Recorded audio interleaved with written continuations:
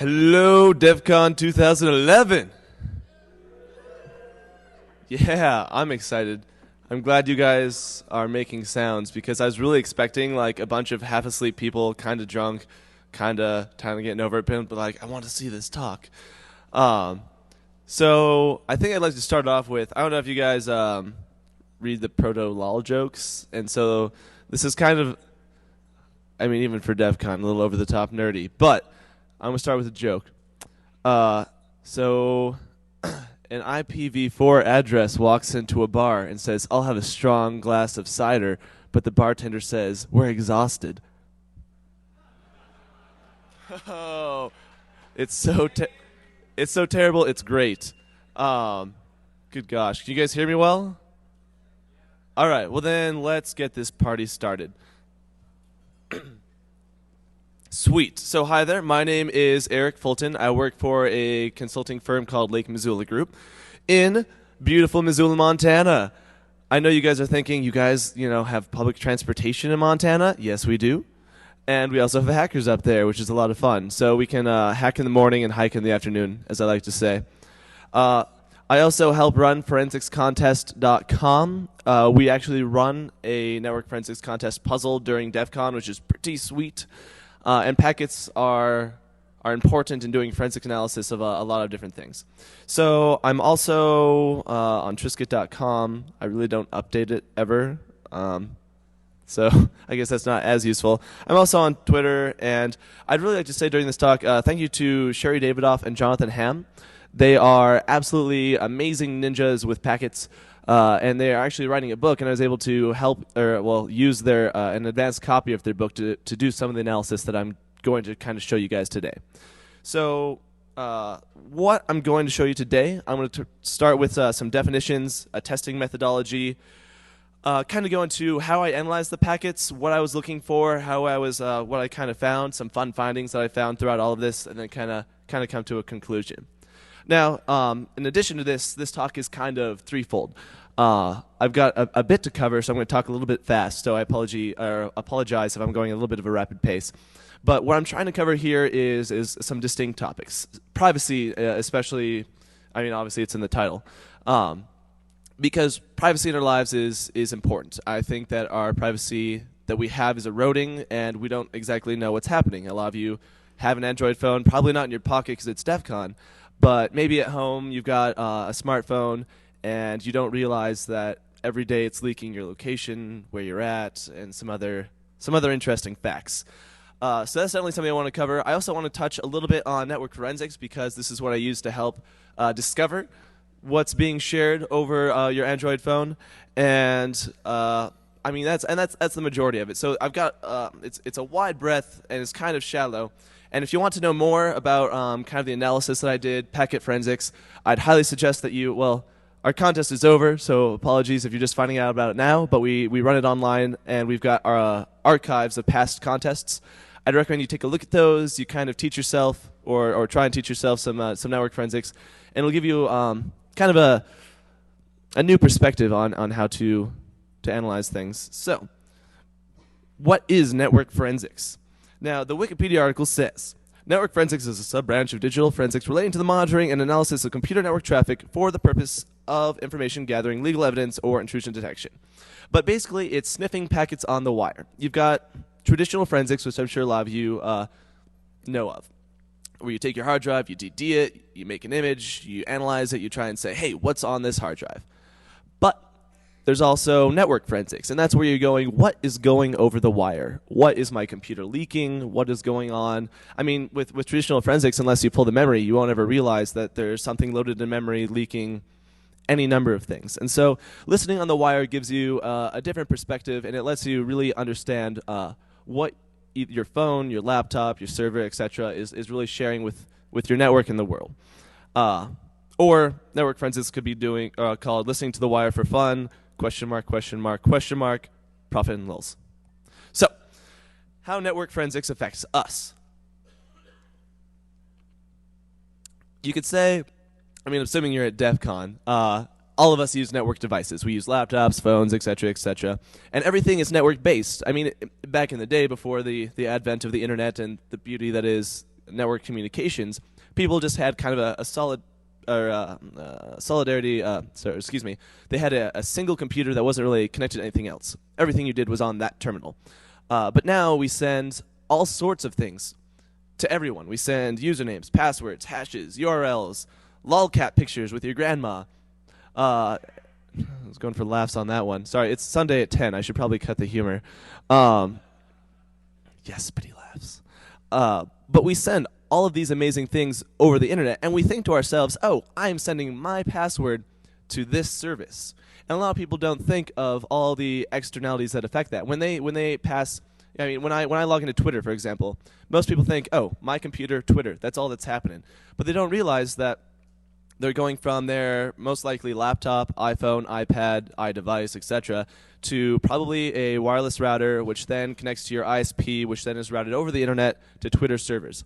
And along there, whether or not I have access on your actual computer, I might have access to your network traffic. And through that, I have access to a lot of fascinating information. I mean, no one wants to be handing out usernames, passwords, or anything else. And a lot of companies are really good at protecting that. That's why we hash our passwords. But the simple fact that I'm able to look at that is a huge, not only privacy risk, but security vulnerability.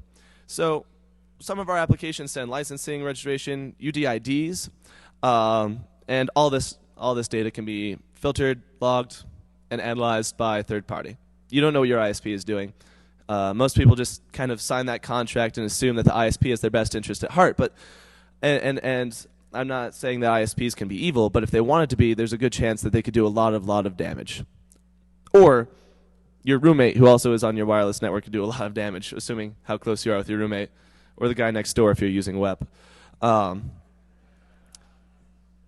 So essentially what I'm trying to say is there's a lot of ways our phones could fuck us. What I really am specifically focusing on is Android application security, because a lot of people have done the computer thing, a lot of people have done laptop forensics analysis, etc. But something that we don't realize is we've got this essentially supercomputer in our pocket. I mean, when I first had my first computer, and I'm not going to say what that was, but it's like a tenth of the processing speed of my current phone in my pocket. Well, in my room, because it's not on. And people don't realize all of the fascinating things that they have on their phone and what their phone knows. So we look at it, and if someone wanted to, I mean, our phones have a lot of things. If you're doing GPG encryption and trying to decrypt your phones or your emails, I mean, that's assuming that you're a naturally secure thinking person. Let's say you encrypt your emails and it's on your phone. You have to have your private key on your phone to decrypt your emails. If you're not a private thinking individual or a secure thinking individual, you're sending your emails over your network connection. You have emails, usernames, GPS, etc., and more. And so when I first got into this research, I thought, oh, you know what would be really cool? Let's build an evil application, right? Like something that would be like a back orifice for phones, which I think some other presenters at DEFCON have actually done, which is awesome. But when you make that application, it's ultimately silly, because as long as you can get the user to press OK, done, right? I mean, how many people with smartphones scroll through their phone and they're like, I want to play this game. Scroll, OK. I mean, I don't know if you guys watch South Park, but that's what there was a whole episode on the human centipede where someone didn't actually read the EULA. Oh, God forbid someone read 39 pages on a short level of dense legal text. That doesn't happen. And so anyone can build an evil app, put it on the market, and say, hey, you should download this. And anyone could execute it, and it could export a lot of bad information. And we know this is bad, right? There's a lot of companies out there that do a lot of great things trying to prevent malware, evil applications, etc. But then I got thinking, you know, okay, so we know evil applications are evil, but what about regular applications? I mean, when you get your Android phone, you think, oh, okay, first thing I want to do, I want to stream music through Pandora, right? I mean, it's really awesome having an unlimited internet radio station on your phone. And then you play with it a little bit longer, and then you're like, oh, sweet, I've heard about Angry Birds. Who here loves Angry Birds? I'm not going to lie, I use it. You're sitting in a meeting, you're sitting in your office, you're on the phone with your boss, and you're just playing. Not that they know you're playing it, but the fact of the matter is you're thinking, all of these apps, I've paid for it or not, but I've downloaded from the Android application market, and it's a game. What I've downloaded is a game. But what you don't realize is you've downloaded a little spy in your pocket. Now, some previous research has been done by the Wall Street Journal and by a man named Aldo Cortesi. And I'd like to meet this man. He's done a lot of great things. But basically, I was even going to call my original presentation "Android the Spy in Your Pocket." Turns out Wall Street Journal, been there, done that.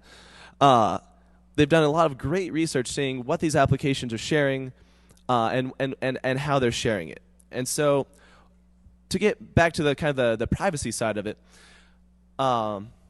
in terms of privacy, we don't realize how much we share about our lives. So we think, all these companies have anonymized data.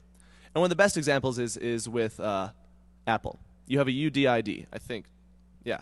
And it's basically an anonymized number that says, oh, I'm me, but I'm not actually Eric Fulton. It's just, the company doesn't know who I am. They just know my number. Well, that's cool. But there's companies out there in the world where their whole idea is de-anonymizing who you are. Like figuring out, oh, this guy that lives in Montana that loves Doritos and Mountain Dew and also travels to these places is this number. And they can easily tag it as Eric Fulton because I love Mountain Dew. And so as part of this, I thought, all right, well, let's start looking at these applications. These applications that I blindly trust, that I think, oh, yeah, I totally believe these people. So scientific method to the rescue. What I wanted to do was create a reproducible kind of project that someone else could look at and that I could do with standards that would kind of display what our applications are sharing. So we've got all of the basic things there. And the question I asked was, to what extent do participants in the cellular ecosystem, so OS creators, app creators, carriers, etc., respect privacy? Now, in my research, I've only gotten as far as Android, but I hope to get to Windows phones and to BlackBerries and to iPhones. But right now, we're going to focus in on Android phones. So my hypothesis was, in terms of respecting privacy, what do they do? And I thought, you know what, software applications and operating systems transmit your private information. I mean, to a certain extent, it's built in. That's what they're supposed to do. When you log into your Facebook, you kind of have to give Facebook your username and password. But what do they give to third parties without your knowledge? What do they give to advertising partners? And more so, what are their advertising partners that these companies blindly trust collecting about you? And so I thought, I bet you they're sharing the standard, usernames and passwords and things that personally identify you. I mean, it's part of the application. But when you think about it, when you're searching for something on Google, why does Google need to know your location? And to a certain extent, for a business purpose, it's helpful. They need to know that I'm in Las Vegas right now, and when I search for Batista's restaurant, they know, oh, restaurant in Las Vegas. But at the same time, I have no real option of turning that off. I mean, I know Google says, hey, if you want to turn off your location data, your GPS, etc., we won't collect it. But what we don't realize, and what I found out later is that they kind of are, but to maybe not the GPS extent, to a different extent. So for this experiment, I built a lab. And for this lab, I want to install, use apps on the Android phone. I want to capture their packets, analyze these packets, and then profit. Or at least give a DEFCON presentation. Thank you.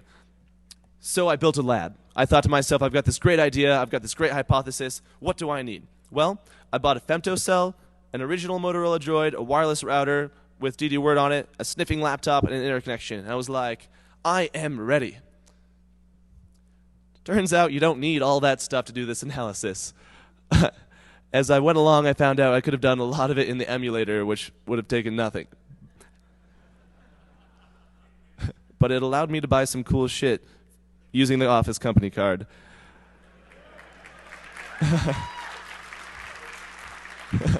Well, thank you. I'm happy about it. So I bought the femtocell thinking, all right, when I am using my phone, I want to collect the cellular network traffic in addition to the regular network traffic. Because I was thinking, if I'm an app creator, I don't want people tweaking with my stuff. And generally, I'm going to use the word generally, cellular networks are safe. And so if I was an app creator, I'd be like, no. I won't send sensitive data over Wi-Fi.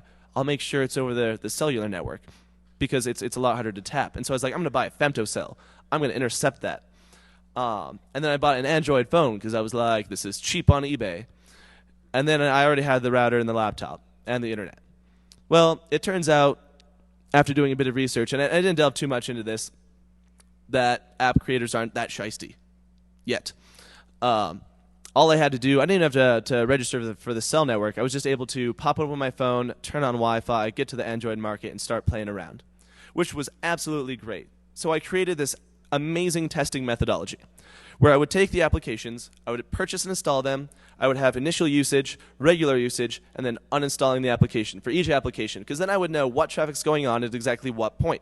And then during the operating system tests, I would have first usage, so when you're first installing your phone, light usage, and then regular idle time, and then when I've reset the phone. Right? I mean, it seems like I would cover just about every aspect of every application and the OS, so that I would make sure I wouldn't miss any shiesties that went on. Because I thought to myself, if I were an OS creator, every 30 minutes I'd want to know where you are at. Or if I'm an application owner, I might be like, hey, every 15 minutes, who have you called in the last 15 minutes? So this was my amazing original testing methodology. What actually happened was I just took a massive PCAP file for each app, SSL stripped it, TCP dumped it, and made a drinking game out of it. In true DEFCON fashion. But you guys weren't hungover, so maybe that's not true DEFCON fashion. And so for the apps that I tested, I thought, all right, I'm gonna do a mix. I'm gonna do Angry Birds, as I used earlier, this really sketchy Chinese app. I don't read Chinese, and I was like, well, that looks sketchy. It's kind of my sketchy test. And then random applications that no one uses, so I scrolled a whole bunch of pages down. I got the main ones, Facebook. I got just browsing the web on Google, and that actually happened by accident, but I found some fascinating things, so I decided to keep it in. IntelliPilot, which is an airline pilot's application for using logbooks. Mousetrap, which is a game. Pandora. Redphone, which is an amazing application created by Moxie's Marlinspike, and if you guys don't know of this, it's a little app on your Android phone that you can have secure conversations with other people. And I thought, I like Moxie, but I kind of want to see if he's doing anything there. We'll find out more about that later. And then Words with Friends and Zynga Poker, because I'm absolutely addicted to Words with Friends. And if any of you guys play Scrabble, you'll know. I digress. And so it's obviously a work in progress. I have a lot of applications I'd like to test. I have a lot of different operating systems I'd like to test, and basically what I've been trying to work towards is a standard methodology so that I can kind of hammer through it when I'm not working, which seems to be rare. So what I have to work with is a bunch of PCAP files and SSL strip outputs.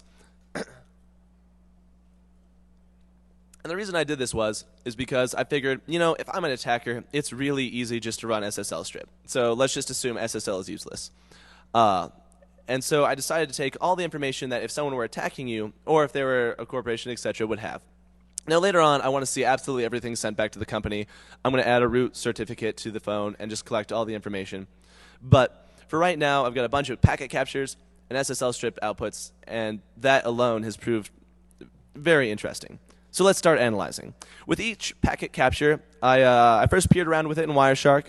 I analyzed some of the conversations, some of the IPs being addressed. I ran strings, ran grep, pretty easy Linux stuff. And then I did some DNS play, and I did some Argus flows. So first, Wireshark. If you guys haven't done any network analysis, Wireshark is kind of the de facto GUI tool. It's really nice just to kind of poke around and scroll, and you can just visually look at and see, oh, this is HTTP traffic, DNS traffic, etc. It's a good starting point, kind of give you a feel for the lay of the land. But command line tools are more powerful. And so I moved to T-Shark. And so I wanted to basically read the packet captures, look around, see what was happening. Look at some of the hex, what's being talked to, and the conversations that are happening. And so I ran T-Shark, it's up on there, and I tried to see what are these applications talking to? Who are these applications? Who are these applications talking to? What services are they using? Who are they sharing it with? And then I whoised like a mofo. So if we were to take one specific example, we can look at Zynga. How many people here know who Zynga is? Oh, nice. So I should assume this is DEFCON. You guys are smart. And to reiterate, for those that didn't raise their hands, Zynga is kind of the new mogul, if you will, for Android games. Most games on Android and OpenFaint on Apple, or yeah, I think it's OpenFaint. In any case, Zynga makes a large number of those idle time games. Those games when you're kind of sitting down, as I stated earlier, and you're just kind of, you don't have anything to do, and you want a game that you can play for 5 minutes, or you're on a conversation and you're a little bored, you can play for 5 minutes, and they're wildly popular because people have a lot of idle time. And so I took a look at Zynga, and I was like, who is Zynga talking to? Well, if you look at the screen, and I'm not going to read each one out, there's a lot. There's Tapjoy Ads, Midas, Tapjoy Ads, Facebook, Macromedia, Adobe. And when you look at this, there's a couple on there that you're curious. I mean, this was for Zynga Poker. And so you're playing poker on your phone, and you don't really expect for it to call out to Midas.mobi. What does this company do? What does MKHOJ do? What does Tapjoy Ads do? What information is being sent to these third parties that you have absolutely no idea? And this is where we draw in on the privacy element. When you downloaded that application for poker, did you really understand that you were going to be sending your statistics, your Android version, your location potentially, to Zynga Poker? And why do they need to know it? So this kind of this really begs the question, what is being sent on your phone without you knowing? I mean, now that I brought the question up, you guys are thinking like, oh, what apps do I have? Well, one of the easiest, quick and dirty ways to look at a packet capture file and seeing where it goes is strings. Strings just basically outputs text strings that are inside the packet capture file, or any file for that matter. But basically what I did was I looked for interesting things. And you'll see on here, one of the first things I did was the HTTP, trying to see what websites are being contacted. And then I had a couple key phrases. And I did this for a couple reasons. One, I don't want to have to go through every packet capture file trying to figure out what password was what and what I was going through. So I made some basic things to look for. I made woot DEFCON my password, and I made my username droid.net.feren@gmail.com. And for those of you thinking, oh, he left the password and he just displayed it, I'm going to go log in. Yeah, I did. I don't care. Have at it. And so basically, I'm not using it anymore. Basically what I did is I put these kind of little these cookies within the packet capture file so I could instantly grep for woot DEFCON, right? Because I was so excited this was coming up. I was making my password that. And I could instantly see where my password was shown. I could instantly see, rather than trying to figure out what's their password field called, or is it in their get parameter, their post parameter, whatever, I can just go, is woot DEFCON going over the wire? I also did it for my email address. Well, when we look at it, woot DEFCON is definitely going over Facebook. Obvious. I mean, you have to log into your Facebook to actually get the alerts that you want to see about your best friend and their update on how they're so excited for it Friday. But what we didn't realize is that Facebook, Words with Friends, and Zynga Poker are all sending my email. Again, something to be assumed. But beyond that, any attacker can capture this. And this is where I really tie in the privacy element. And this is where privacy kind of intercedes with what I'm doing.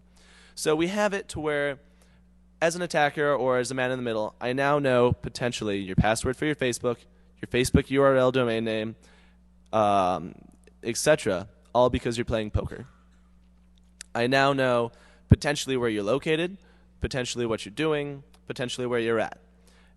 And so when we delve in with Words with Friends, we can see a lot of very interesting things. And so this is an output that I got from running strings on Words with Friends. And again, this is all very simple stuff. I mean, I'm not doing extremely advanced packet analysis, but if you guys would like to know more about that, I would highly recommend the Network Forensics contest.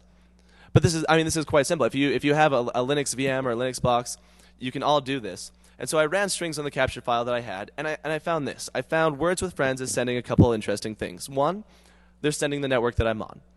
So they know whether I'm using AT&T, T-Mobile, Verizon, etc. So now they know that my phone is Verizon. They know that, and they know that I'm a millennial, which I found was kind of weird. I think they're guessing. But they also know what my build version is for my Android.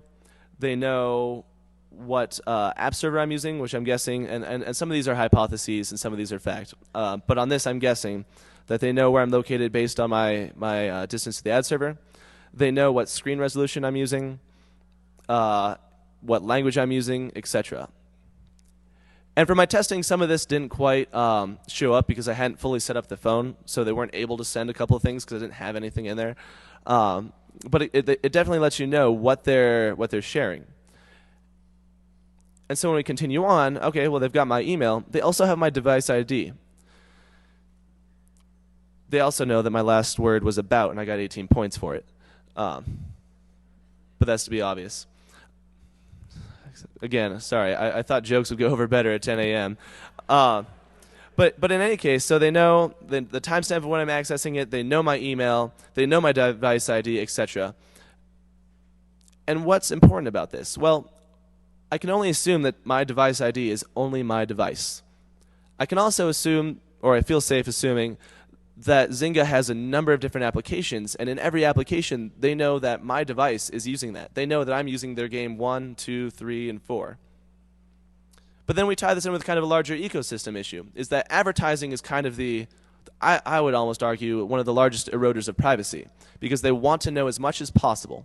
They want to know exactly who you are so they can market directly to you. And so we take it from Zynga and we move to a higher level of the advertising agencies that Zynga leases out. Well, now that they have my device ID from Zynga, they can also tie it in with maybe if I'm at a website, if they can pull my device ID. Maybe if they're elsewhere, they can pull my device ID. And then all of a sudden, they can tie all these disparate pieces of information that I never really thought someone else would be collecting, and they're starting to put it together. Now, continuing on the theme of strings, and this is the one that I had no idea and I really do not appreciate. When you, on your Android phone, go to Google, and if your Wi-Fi is on, Google instantly knows, and it sends back to home all of the Wi-Fi access points around you. These are the people that live around me. They're creative people. I mean, and how many of you knew every time you're going, oh, what's around me? I want to Google for something. Boom, open up a web browser. Oh, my Wi-Fi is on. Oh, Google actually knows all the Wi-Fi access points that are beaconing, right? No one really thinks of this, and they think, oh, well, that's fine. I mean, what's some Wi-Fi access points? But if you guys have heard of Skyhook, what Skyhook basically does is it uses Wi-Fi to geolocate people. And Google's trying to essentially squeeze Skyhook out of the market, or at the very least not pay them, because they're going, okay, so if you're at this location and these wireless access points are around you, if you're using an application and you can see, also, like if someone else is using this application and they can see this Wi-Fi, they also know where you're at. And so you don't even have your GPS on. Let's say you're a super paranoid person. You're like, no, my GPS is off. Google will not find me. Well, now they know what wireless APs are around you. They also know, because of those wireless IPs, exactly where you're located. Kind of scary. What's also sent to Google, and I totally anonymized this, the X's are me, because that's my exact address. I was looking through the captures, and I was like, devlock, what's that? Is that like my phone is locked? It's actually device location. And when I have my GPS on and I am browsing to Google, and mind you, I am just browsing to Google, they instantly know where exactly I am, pinpointed to a dot. I kid you not. I mean, I remember back when GPS was kind of sketchy, it'd be like, oh, you're in this area. But you are standing right here to that many X's worth of latitude and longitudinal lines. Scary. They're also sending a bunch of other information that I haven't decoded yet, but I plan on looking through. But at the same time, I mean, there's a lot of easy stuff to be picked out right away. I mean, why does Google need to know my specific exact location when I'm browsing? And again, you could say, oh, well, it's useful because they need to know when you search for pizza, what pizza is nearby. Completely agreeable. But then we have to move a layer higher in terms of privacy. Well, because Google is collecting my location, who are they sharing it with? Who else knows where I'm located when I'm browsing for pizza? Do they share it with their advertisers? Do they share the time that I search for it with? And then you start to think, this is getting a little creepier. Advertisers now know when I've got a hankering for food or whenever I search something. They know where, or potentially know where I searched for it at. They know what time I searched for it. And they can start to build a profile about you. And I mean, I personally, in terms of privacy, I think that we shouldn't have advertisers that know your most intimate detail without you even understanding what you're sharing. Google doesn't instantly say, hey, if you don't have your GPS on, we'll just send some Wi-Fi access points around you. If you turn off GPS location assistance for web applications, we're going to send your Wi-Fi to try and guess where you're at. They don't allow you to turn that off.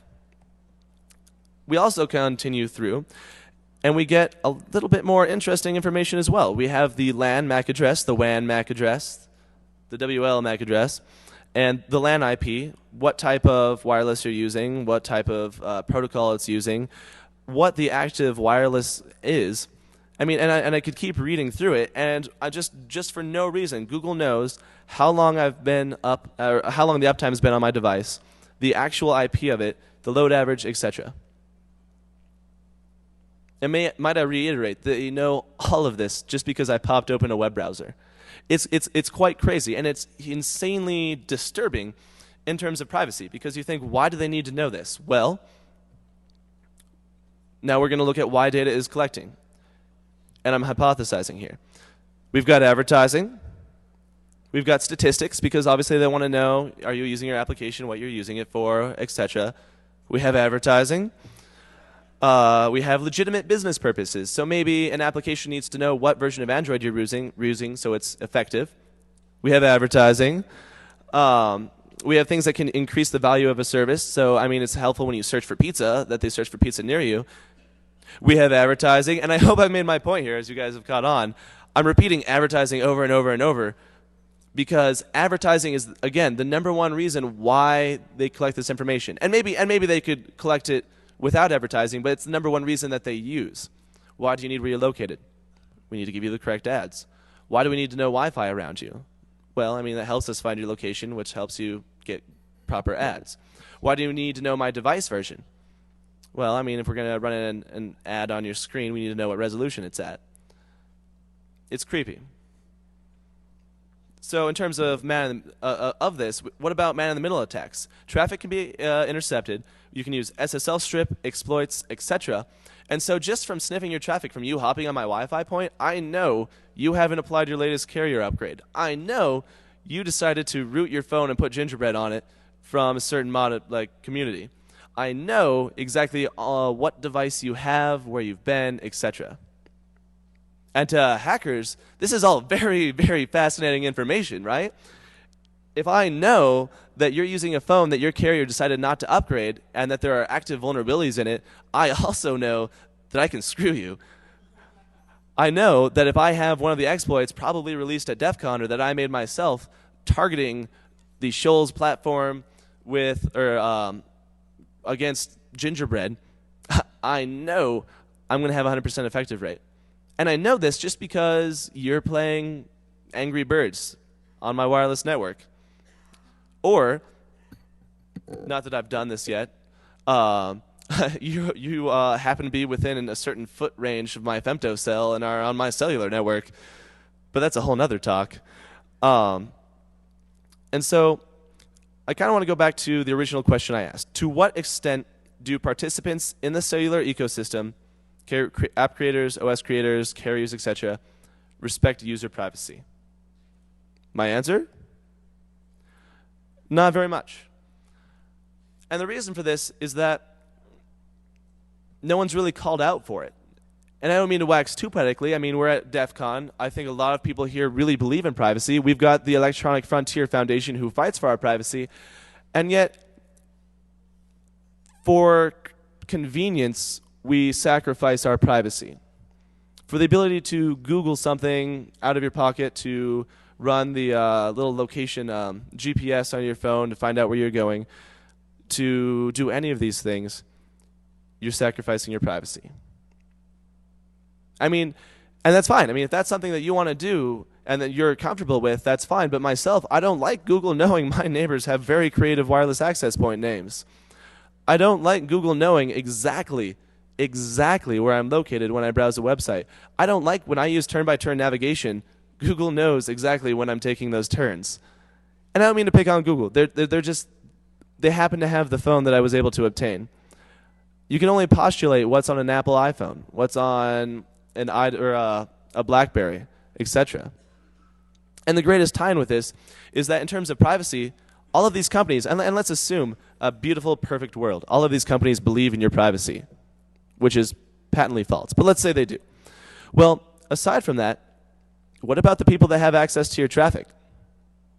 As I stated before, I did all of these. Let me go back a little bit. I ran strings and collected all these packets so long ago on my own network, and I was able to analyze this. But how many people are able to write filters, put out a Wi-Fi point, put out a femtocell, and as soon as you walk by, you've instantly shared so much information about yourself? I mean, if someone walked next to you and asked to rifle through your wallet, what would you say? No, no, sir. But if you just happen to walk by a store and they happen to know certain details about you, they could change their advertising. Going forward, I mean, and this is kind of near the postulation stage. All of this information is available, and whether companies are and they're not protecting it. This is all sent in clear text. So if you were to hypothesize into a future where, and I hope I'm not giving these people ideas, this is just where my own head has gone. Imagine an idea where on your Android phone, it's sharing all of this information. You happen to wander past a supermarket, and all of a sudden you're saying, oh, I really do feel hungry for Mountain Dew. I do really want some chips. I understand I just said hungry for Mountain Dew. I'm very thirsty for Mountain Dew. 10 a.m. on a Sunday. All of a sudden I see an advertisement that says Mountain Dew, really cool. And I think to myself, oh, perfect timing. I'm going to get myself some Mountain Dew. Right? But is that exactly right? I mean, I may have bought the Mountain Dew beforehand, but it's almost an abuse of trust and an abuse of your privacy to take a look into your private thoughts and your phone and to share it out with the world. I mean, let's apply this towards politics. All of this information is bought, sold, and traded. All this information that's being shared on your phone that you don't quite realize. So all of a sudden, I'm someone in politics, and I'm like, you know, I want to be the perfect politician. Well, I've got these advertisers over here that are allowed on all these applications that you download and use. And you're like, oh, sweet, I'm going to use the free version. It's ad-supported rather than paying $1.99. But when you do that, you give away a little bit of privacy. It's not just you're giving away, oh, I'm going to ignore that ad. You're giving away your privacy. And they take this information, they take what device version you have, where you're located, where you've been, what you like to buy, what you like to search for, and they correlate it together. It's their goal to find out who you actually are. Because when these companies might have your best interests at heart. They might say, hey, we don't collect your real name. But when someone else buys this data that's in your unique ID, they correlate it with other public data, and they kind of jumble it all together. They know who you are. They know where you live. They know your favorite color. And so, taking this along the political idea, imagine a future where politicians know every constituent in their district. They know this because their cell phones are in that district. They know this because all of those cell phones have exposed what everyone does. They know what people search for. They know whether they read the Huffington Post or Fox. They know what percentage of people do this. They know what grocery stores you shop at. And they can take this data. They can take this data that's been correlated along all these different avenues. They can combine it, and they can go, oh, hey, my district is 68% likely to vote Democrat or Republican. Okay. Or no, let's even do something closer. It's like, oh, my district is 55% likely to vote Republican. But most of those people, like 10%, are not likely to vote, which means I probably need to pitch myself towards the Democratic side. Okay, well, if I'm pitching myself towards the Democratic side, I see that most of the people on this side are value shoppers. They like to shop for the value brands. Well, now I shop for the value brands. I talk about value when I talk to my constituents. I make them think, oh my gosh, this politician is me. I believe in them. I can affiliate with this person. I'm going to vote for them. But what they don't realize is whoever this person is, they have tailored themselves meticulously to look exactly like the person that these people want, or that these people are, that these people would want to see. This is the power that correlating data has. This is the power that just using these applications on your cell phone by sharing out your device ID, your location data, the Wi-Fi access points, can share. So, kind of tying back to my hypothesis, I said software applications and operating systems transmit private user information to the author or third parties without the user's knowledge and consent. So, I mean, throughout this talk I've stated personal data, identifying data, sent. Whether it's encrypted or not, it can be SSL stripped. And there was some data, and actually to talk a little bit, I promised you a little bit about some of the applications I did test Redphone. I did take a look at, hey, I know Moxie believes in privacy, but does he put his or does he, I mean, walk in the steps that he talks?